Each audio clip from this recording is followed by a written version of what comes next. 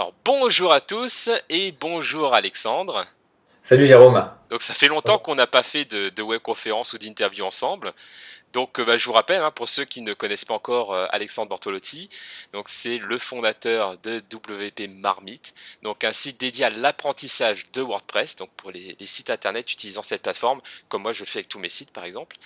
Et c'est également donc un blogueur qui blogue aussi sur d'autres sujets sur son site perso. Et surtout, c'est la personne qui a relooké le plus souvent mes sites, notamment pour quoi entreprendre.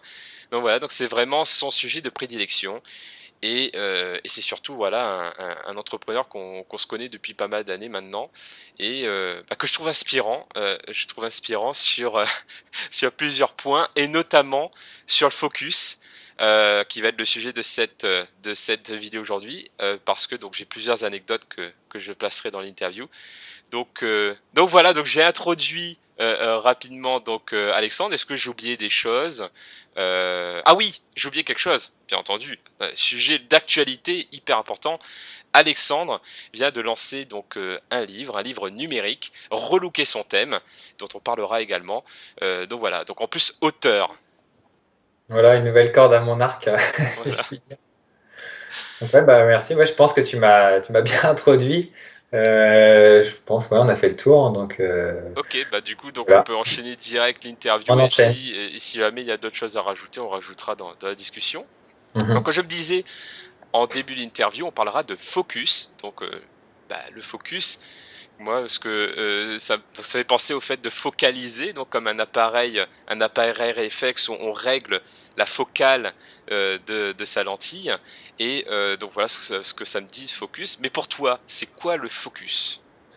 Alors bah, le focus, c'est arriver à se concentrer sur un objectif, sur son objectif principal et on va dire ne pas papillonner un petit peu partout. Alors pour un entrepreneur, ça serait bah, voilà, de rester concentré sur son projet et ne pas, je sais pas. Par exemple, moi, en fait, avant, bah, je faisais plein de choses. Mais en fait, je faisais pas grand-chose, en fait. C'est ça le problème. Et du coup, quand on se concentre sur quelque chose, on arrive à obtenir des résultats conséquents. Alors, des fois, ça peut être un échec ou une réussite, mais au moins, on a obtenu quelque chose. Et après, on peut servir de ça, on peut se servir de ça en tant que base pour aller plus loin et, euh, et voilà, et poursuivre. Et donc, après, essayer d'arriver à avoir quelque chose bah, voilà, qui a un impact.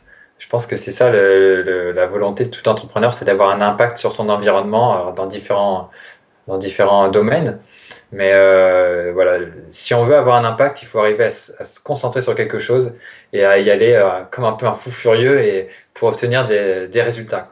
Ça me fait penser à une discussion que j'ai eue avec un autre entrepreneur que je connais qui est lui dans le monde du yoga, donc qui n'est pas dans le monde d'entrepreneuriat digital, même s'il était avant, donc Stéphane Chollet, qui me disait une anecdote qu'il avait rencontré donc une personnalité influente en Inde, qui disait que pour trouver de l'eau dans un endroit sec, plutôt que de faire 100 puits ou 10 puits de 10 mètres ou 100 puits de 1 mètre, c'est faire un seul puits de 100 mètres. Et Ouais, donc c'est ça. Ouais. et pour trouver de l'eau, il faut creuser profond et il faut pas, comme tu dis, papillonner, essayer partout sans persévérer. Donc ça fait penser un petit peu à ce que tu viens de dire. Ouais, bah oui, parce qu'après, le temps est précieux et si on le consacre à plusieurs projets, bah voilà, c'est comme ton histoire depuis, voilà, si tu mets 10% de ton temps sur 10 projets, voilà, vaut mieux être à 100% sur un projet. Alors après, oui, on pourrait dire, c'est mettre tous ses œufs dans le même panier, etc. Mais ouais, bah, je pense qu'il faut déjà se concentrer pour avoir au moins un panier déjà. Et après, enfin, dire avoir un œuf plutôt que, voilà, Et essayer d'avoir quelque chose. Et après, une fois qu'on a quelque chose, on peut s'en servir pour faire bah, plein de petites choses. Comme on le voit avec les entrepreneurs qui ont réussi, maintenant, les gens qui ont réussi, enfin, qui ont eu du succès avec une entreprise, bah, voilà, après, ils peuvent se permettre, ils ont des options pour faire plein de choses. Mais voilà, quand on n'a rien au début, il faut savoir se concentrer sur un truc et voilà. et c'est pas évident. C'est pas évident parce que même Pas du moi, tout. j'ai beaucoup de mal. J'aime bien de goûter à tout et que mes activités différentes s'enrichissent. Et moi, ce que je trouve vraiment impressionnant par rapport à toi, c'est pour un entrepreneur est avide d'opportunités. Donc il se crée des opportunités, il les saisit. Et toi, c'est vrai, par exemple, je t'ai proposé plusieurs choses, je me rappelle, plusieurs opportunités. Tu me dis, ah non, moi pour l'instant, je me focus sur ça. Du coup, je préfère te dire non que te dire oui pour cette opportunité-là. Et je me suis dit, ah ouais, quand même, c'est quand même culotté parce que dans ma tête, je me dis, ah, mais ça prendra pas beaucoup de temps, etc. Mais finalement, il y a quand même la force de dire non, je reste focus. Donc, du coup, ça me fait penser aussi au fait de choisir. Et choisir, c'est renoncer. Donc, tu oses renoncer à certaines opportunités pour te focaliser sur un seul truc. Ouais, c'est clair. Et pourtant, ouais, ça m'aurait fait plaisir de faire ce que tu m'avais proposé. Et du coup, maintenant que le bouquin est sorti, j'aurai sûrement plus de temps pour faire ce genre de choses. Mais c'est vrai, bah, par exemple, moi avec mon blog, j'ai des gens qui me disent, bah voilà, j'aimerais bien, j'ai un budget de temps et j'aimerais faire un site. Et bah non, désolé, non, je peux pas. Même si le projet est intéressant, même si enfin, ça me plairait, mais si je dédie du temps à ça, c'est du temps que j'aurai en moins pour le bouquin. J'ai du temps que j'aurai en moins, pardon, pour le bouquin. Et du coup, bah, il va sortir, enfin, si je continue comme ça, il sort dans 10 ans, quoi. Donc, il faut que ça sorte. Et puis voilà, puis quand il sortira, il sera dépassé, quoi. Donc, c'est pour ça, il faut savoir dire non. Et ça me rappelle une anecdote que alors, j'étais allé à la conférence Le Web en 2013. Donc, c'est une conférence sur les startups, etc., qui est à Paris tous les ans. Et, euh, Et j'avais vu un conférencier qui parlait alors pareil, de motivation, etc. Et à la fin de sa présentation, il nous disait surtout, rappelez-vous bien, restez dans votre voie. Alors, il disait ça en anglais, il disait stay on your lane. Donc, la lane, c'est plus la voie de circulation, en fait. Mhm. C'est pas de changer de voie un peu comme sur l'autoroute et après de prendre des embranchements et partir. Et vraiment, rester sur votre voie, comme le mec qui fait le Tour de France, quoi. Il est sur son vélo, il termine la chose, enfin, il termine son circuit, si on pourrait dire, enfin, le parcours, avant de penser à autre chose, quoi. C'est un peu ça, quoi. D'accord. Mais comment tu fais du coup pour avoir cette force de volonté quelque part, parce que ça demande de la force de volonté de renoncer pour se focaliser sur quelque chose. Toi, qu'est-ce que tu te dis dans ces moments-là où tu as des opportunités? Tu parlais des clients, en fait, tu t'as dit non à des clients. Comment tu arrives à faire dans ces cas-là? Ouais, c'est vrai, parce que quand il y a un client enfin, un prospect qui propose, voilà, j'ai un projet, on pourrait se dire, ça fait une rentrée d'argent, quoi. C'est ça, on pourrait, mais, enfin, pour moi, en tout cas, j'ai envie de créer quelque chose de plus grand que de faire juste des sites pour des clients, tu vois. Au moins, avec un livre, toi, tu marques un petit peu l'esprit. Et c'est un peu cette idée-là. Et après, d'un autre côté, parce que c'est vrai qu'il y a, comme tu disais, enfin, tu l'avais déjà dit dans une autre interview ou une autre conférence, je ne sais plus. Mais bah voilà, il y a le côté financier qui est là et on doit faire avec. C'est le monde dans lequel on vit qui est comme ça et on doit faire avec. Et du coup, après, c'est vrai qu'il y a la contrainte financière, ça permet aussi de motiver, quoi. Ça met un bon coup de pression. Donc, et c'était même ça au début, en fait, quand j'avais lancé mon blog. Donc là, parce qu'il n'était pas connu, donc il fallait que je trouve des clients. Là, mon but, c'était de trouver des clients. Et donc, c'était de le faire connaître pour avoir des clients. Et j'avais de la pression pour le faire connaître, quoi. Donc là, c'était la pression financière pour le faire connaître. Donc maintenant qu'il est connu, voilà, je passe à un autre niveau. Et donc là, le but, c'est de sortir un bouquin, pas forcément, pas que pour l'argent, mais voilà, pour apporter quelque chose aux gens, pour apporter une solution concrète. Parce que voilà, le bouquin, je le sors pas de mon chapeau. Si je l'écris, c'est que ça intéresse des gens, j'ai testé mon idée, etc.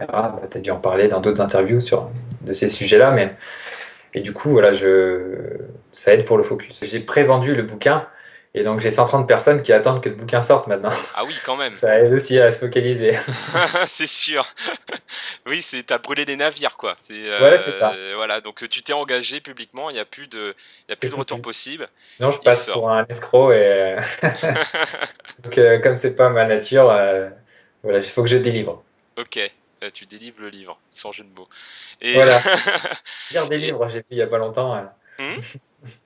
Lire des livres, j'ai vu une petite image qui mettait. Donc on peut lire des livres, mais lire, ça délivre aussi. Bah oui, exactement. En fait, ce qui est intéressant dans ce que tu dis, c'est tu n'abandonnes pas un projet en particulier, c'est juste qu'à un moment T, tu te donnes ce moment-là et tu te focalises là-dessus pour le délivrer, pour passer à autre chose. Et ça fait penser une discussion que j'ai eue avec Christophe André, qui est un personnage très connu dans le monde justement de l'édition. C'est un auteur justement sur la pleine conscience et la méditation. Et il disait que en fait le cerveau ne peut pas être, il est conçu pour être monotâche. Donc le polytâche, être Multitâche, ouais. multitask, n'existe pas en fait. Même si vous êtes une femme, désolé mesdames, c'est un scientifique qui le dit. Et en fait, tu utilises ça. Tu te dis, bah voilà, moi je vais focaliser sur une tâche, donc là, en l'occurrence, à un projet, et après je passe à un autre. Tu fais pas plusieurs en même temps en fait. Ouais, bah oui, j'avais lu aussi des choses là-dessus sur le multitâche, notamment de Tim Ferriss sur son blog aussi. J'avais lu des choses là-dessus et bah, quand on regarde en fait là, bah là je suis monotâche quoi. Je réponds à ton interview et si j'étais en train d'écrire un truc, bah je serais pas totalement concentré pour te répondre et te donner des réponses intelligentes. Ouais. Donc voilà, puis ouais, on est monotâche quoi. Alors après, c'est soit on se saloue, enfin on est monotâche sur plein de choses différentes, et au final, bah, il y a plein de petits projets qui avancent tout doucement, ou soit on rassemble tout sur un projet à fond et on se donne, et après on a un résultat, et si ce résultat, s'il nous apporte bah, différentes ressources, et bah, après on peut allouer ces ressources bah, pour déléguer des tâches par exemple qu'on n'aime pas faire à d'autres personnes. Si on a les possibilités financières de le faire, bah, on peut le faire. Mm. Et du coup, après, on peut élargir vraiment le truc, mais au début, voilà, c'est comme le coup de, comment dire, avant les voitures, on les démarrait à la manivelle, tu Ouais. sais. Donc là, il faut mettre le coup de manivelle pour que ça démarre, qu'on ait quelque chose de stable qui fonctionne bien. Et après, bah, une fois qu'il y a ça qui tourne, eh ben, on peut se baser là-dessus, quoi. Concentrer son énergie sur un point, jusqu'à obtenir l'effet de levier, comme tu dis, là, c'est parti, et après on est Voilà parti. le starter, quoi, si on pourrait dire ça. Ouais. Et il y a une deuxième chose que tu disais qui était très intéressante, justement, quand tu disais sur le fait d'avoir cette force de volonté pour dire non à certaines choses, pour finalement dire oui au gros projet du moment. Et tu parlais d'impact, ou en tout cas d'impact quand tu traites un client à la fois, tu impactes une seule personne. En Mm. revanche, lorsque tu fais un projet comme ça beaucoup plus ambitieux et beaucoup plus conséquent, tu vas impacter beaucoup plus de personnes. Là, déjà, tu es sûr d'impacter au moins 130 personnes avec ta précommande. C'est Ce ça, qui est ouais. déjà 130 fois plus qu'un seul client. Donc, Mm. je pense que ça doit te motiver aussi en te disant, ok, donc là, si je dis oui à ça, je vais avoir tel impact, mais si je dis oui à ce que je fais en ce moment, et du coup non aux autres, je vais avoir un impact beaucoup plus fort, même si c'est pas tout de suite. Et Mm, c'est ça, en mm, mm. fait, la force de volonté, j'imagine. Bah après, oui, il y a tout ce qui est bah, plaisir immédiat et plaisir différé, tu vois. Ça, c'est pas facile à gérer. Tu sais, dans Ouais. la société où on vit maintenant, tout le monde veut, entre guillemets, jouir de tout, tout le temps, sans aucun effort. Et ça, moi, c'est pas mon truc du tout, quoi. Je suis pas dans le tout de suite. Ça, c'est vraiment. Enfin, je sais pas, peut-être je suis mieux câblé, j'en sais rien, ou j'ai lu des bouquins qui m'ont câblé ou qui m'ont, je sais pas, mais je vois enfin, je vois le cap, enfin, j'ai la vision, quoi, on va dire, et j'ai le cap et pour, voilà. Donc voilà, là, c'est écrire un bouquin qui va aider les gens, bah, en l'occurrence, à apprendre à bidouiller leur site, à bidouiller le code. Ça peut paraître peut-être assez simple, simpliste, mais pour les gens enfin, ça intéresse des gens, quoi. Ah oui, bien sûr, bah, de toute manière, parce que Il y a déjà des bouquins de toute façon qui existent sur le sujet, mais je le refais à ma sauce avec ma façon d'expliquer. Alors, on me dit beaucoup sur mon blog que je suis assez pédagogue, alors je vais faire un truc voilà, à ma sauce et on va voir si ça va prendre, quoi. bah, moi je suis assez convaincu parce que pour l'histoire, j'ai pu tester ta version bêta à l'époque de Mm. relooker son thème. Donc moi qui ne suis pas du tout codeur, qui n'aime pas ça, même si j'ai des sites internet, etc. Et en fait, je m'y suis pris au jeu. Et ce qui est intéressant, c'est que en plus d'être simple, tu arrives à rendre les choses simples, tu donnes envie de les faire. Tu as réussi à créer un système qui fait que c'était assez ludique. Et je me suis pris au jeu et j'ai bidouillé du code alors que j'avais pas forcément besoin à l'époque. Et je trouvais ça très fort en fait. Ouais. D'avoir à la fois le côté pédagogue, parce que la pédagogie, c'est pas uniquement réussir à transmettre un message de manière simple, c'est également susciter l'intérêt et donner envie. Et je trouve qu'il y a vraiment les deux facettes dans ta manière de travailler, il y a vraiment ces deux facettes-là, et ça, je trouve ça très intéressant. Mm. Bah, c'est vrai que la technique, c'est pas forcément facile de transmettre des choses techniques à des gens bah, qui ne sont pas dedans, quoi. Puis même moi, enfin, j'ai un certain niveau, mais il y a des gens qui sont beaucoup plus forts que moi, mais après qui n'arrivent pas forcément à transmettre leurs connaissances à des personnes qui sont plus basses, plus bas dans les compétences, tu vois. Donc voilà, faut croire que j'ai réussi à trouver un style d'écriture qui passe bien. Alors après, enfin, en tout cas, on me le dit beaucoup dans les articles que j'écris sur le blog et voilà, j'ai essayé de reprendre mon style, si c'est, enfin oui, mon style, on peut dire ça comme ça, et, sans prétention aucune, mais le reprendre pour parler un petit peu de code, etc., de HTML et tout ça, quoi. Hmm. Ok, super. Bah, je pense qu'on a fait pas mal le tour du sujet du focus. Donc je crois que tout est dit sur ce point-là. Pour aller plus loin, bah, vous avez une démonstration de ce que donne lorsqu'on arrive à focuser, à être Ouais. focus. Il y a le livre d'Alex qui est sorti, voilà, relooker son thème. Donc c'est un livre numérique. Où est-ce qu'on peut le trouver?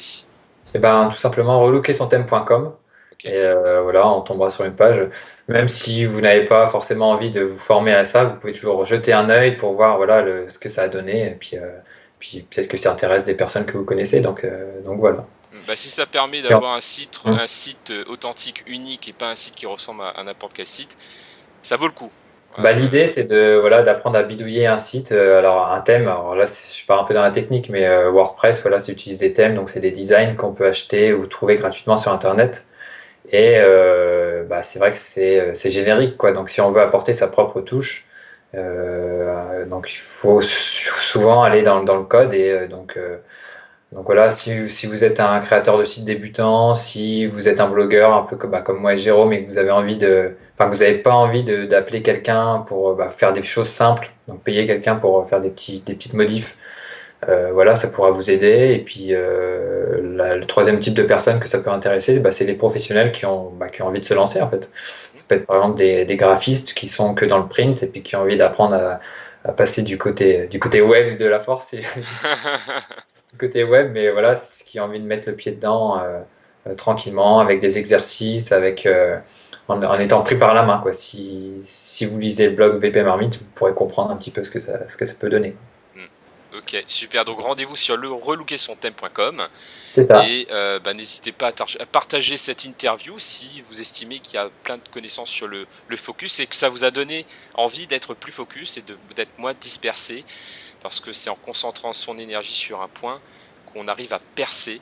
Hein, c'est valable aussi dans l'art de la guerre. Hein, c'est pas en attaquant partout comme ça qu'on va gagner. C'est en pointant vraiment dans un front et en focusant son énergie là-dessus qu'on arrive à percer. Donc si vous voulez percer en entrepreneuriat, essayez le focus également, sachant que c'est pas forcément renoncer à tout ce que vous faites, c'est juste être monotâche et faire Ouais. les choses dans l'ordre. Ouais, ouais, ouais. Et puis ouais, c'est vrai que après, même dans la vie de tous les jours, ça peut. On apprend aussi bah voilà, on est invité à sortir ici, à sortir là. Oui, bah non, désolé. Après, il faut pas non plus se mettre dans une tour d'ivoire, mais il faut savoir dire non de temps en temps, quoi. Enfin, assez souvent, en fait, si on veut, mais c'est pas facile, mais ça s'apprend. Ouais, bah, il faut se rappeler qu'en disant non à quelque chose, on dit oui à autre chose. Et Oui, à inversement, soi, ce que quoi. vous dites oui à quelque chose, vous dites non à autre chose. Mhm. Donc rappelez-vous de ça et vous verrez que vous ferez des choix en pleine conscience par rapport à tout ça. Donc merci beaucoup Alex, merci beaucoup Merci, à Jérôme. tous et bah, je pense que je te réinviterai pour une autre interview pour voir quel sera ton prochain projet. Parce que comme tu Ok. l'as dit, hein, maintenant que ça c'est délivré, bah, sur quel autre livrable tu vas travailler? Ça marche, bah, pas de souci. Puis bah, merci de nous avoir écoutés. Puis si vous avez des questions, vous pouvez toujours m'envoyer un petit mail. Vous retrouverez en tapant mon nom sur Google, vous me trouverez facilement. Voilà. Merci Voilà. beaucoup à tous et à bientôt. Merci, au revoir.